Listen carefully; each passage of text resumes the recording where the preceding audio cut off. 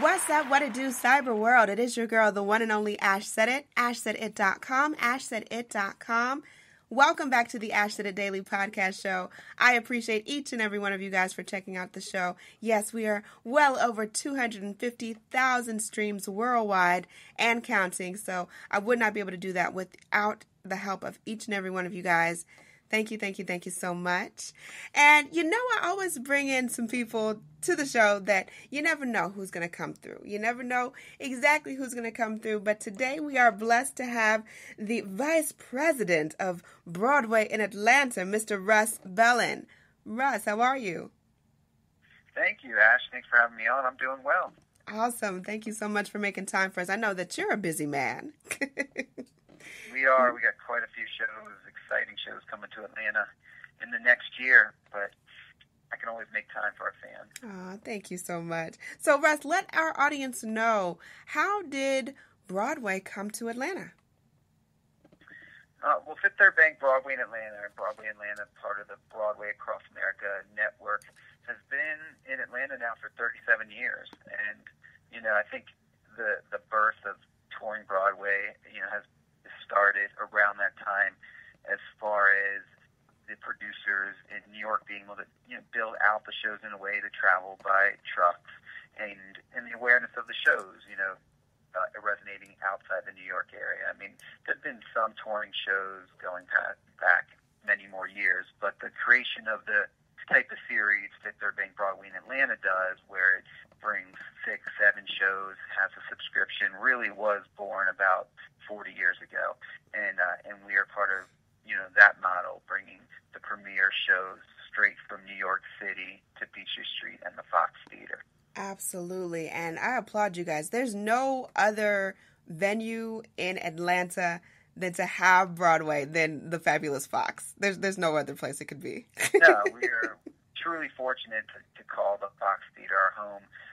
You know, the history behind the Fox Theater, what it means to the city, just the experience of being in there, the beauty, the location, there's everything about it. We are very fortunate to be able to present our shows there, and it's obviously a big part of the magic, you know, being able to see these big blockbuster shows from New York in this grand theater is just all part of the experience. Absolutely. And right now, An American in Paris is one of your current shows, correct?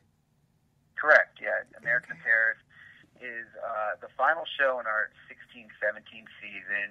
It comes to the Fox August 15th through the 20th. And it's on sale now at foxtheater.org/Paris. And it's a great show. It won Tonys for best choreography. It won 4 Tonys actually. The year was nominated for different things, but it's based on the 1951 Academy Award winning film featuring Gene Kelly, and so it has that music of Gershwin. You know, some of the songs. You know, I've got rhythm. It's wonderful. All that type of stuff. Yeah. It's a great date night, heavy dancing, a lot of ballet, beautiful artistic show that fans have really embraced, both in New York and on the road. Absolutely. So you all have a myriad of shows coming to the Fox this season. How is it determined what shows you guys get?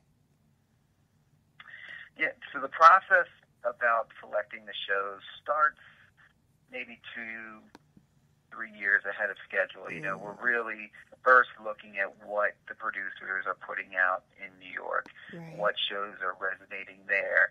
And from that, we start to survey our subscribers and other patrons to get ideas on what titles are resonating.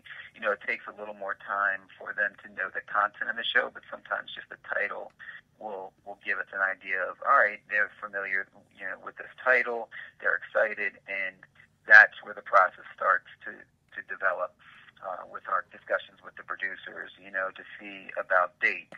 You know, that's half the battle is, you know, making sure the Fox has the actual date available to say, you know, we have King and I in September, so, you know, we want King and I, well, it's got to be on the East Coast, you know, in this time frame to make it fit into our schedule, because not only are we trying to get King and I, we're trying to get 10 other titles, and to space that out. We don't want shows back-to-back weeks. We want to space them over, a 4-week period to give people that time to build, each show to build up its momentum. But, the core starts with feedback from our subscribers, then looking at what's resonating in New York, and then seeing what shows the producers are actually going to go out. Not every show is able to tour, so that, factors into, obviously, what we can select. But, our main objective is always getting the newest property, the award-winning properties, and the properties that, our audiences are asking for. Absolutely. And like I said, I applaud you all. I mean, The King and I, that's coming September, I believe. September through October the 1st. September 26th through October the 1st. Correct. That's going to be amazing. Looking forward to that. Yeah, that's obviously a classic Broadway. Yes. That's always in the mix, balancing the classic revivals that audiences love for ages with the new stuff is very important. But yeah, next season we have 5 Tony award-winning Best Musicals coming to Atlanta, plus many other winners on choreography or cast album, whatever it is. It's a plethora of exciting Broadway, both new and old titles that have been to Atlanta, titles that have never been to Atlanta, titles like Gentleman's Guide to Love and Murder and Something Rotten, which both phenomenal shows. Those are on the comedy side, so they're lighthearted, a lot of fun just to get out and see. And then from the revivals, The King and I, The Color Purple, and the 20th anniversary of Rent is coming back. And Rent has always been an Atlanta favorite. Definitely. And then The Lion Kings, The Lion King is coming January, I Correct. believe. January the 10th Yep. and 28th.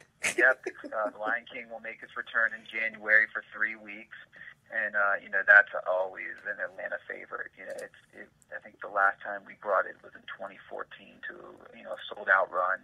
So, I expect it to be just as popular this time around. And, for tickets on sale for these type shows, you can typically think 8 to 12 weeks ahead of time. Mm-hmm. But really the best way to stay on top of all our on sales is to join our e-club at BroadwayInAtlanta.com. Mm-hmm. Sign up for our e-club on there. We send you notifications so you get first access to when tickets go on sale to the general public. Definitely. So when you all are planning for upcoming seasons, Russ, what is the goal for the audience? What is the ultimate goal? The ultimate goal for the audience, and I mean, for me, is I want to bring new shows that we know have been celebrated in New York that may not have the brand awareness in Atlanta. We want to bring shows and have them part of a series and get the audience here to kind of trust us that we are bringing the best of Broadway, and they're going to have a positive experience. We know the audiences know Lion King and Wicked and Hamilton, but really there's so much more content out there that's enjoyable, I think, to the Atlanta audience. Titles like Gentleman's Guide to Love and Murder or Something Rotten, I believe are going to over-deliver for the people who attend. So, our goal is to find that balance of commercial vehicles that, can sell tickets and make money for our company, because that's obviously, part of the equation, but also enhance the whole experience for people who live in Atlanta. We are an important part of the cultural scene in Atlanta, and, we want to bring the titles that are going to bring people downtown and enjoying, why Atlanta's a great place to live. Absolutely. Well, Russ, thank you so much for passing through the show today. Let the audience know, what is the best way to connect with Broadway in Atlanta? The best way to follow everything Broadway in Atlanta is through BroadwayInAtlanta.com. You can also search us by Broadway in Atlanta on Facebook, Twitter, and Instagram. And to keep up with everything we have going on here in Atlanta. Perfection. All right. So I appreciate each and every one of you guys for tuning into the show. Thank you so much. Continue to check out the movement, which is AshSaidIt.com. You can check out the blog, the podcast, TV show.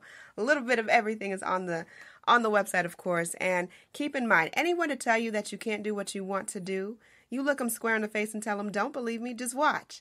Watch what I do. Watch me make it happen. Watch me make history. Because that's what we're doing this for. We're doing this for the history books. Social media is nice, it's cool, it's fun, but real life is so much better. Until next time, you guys.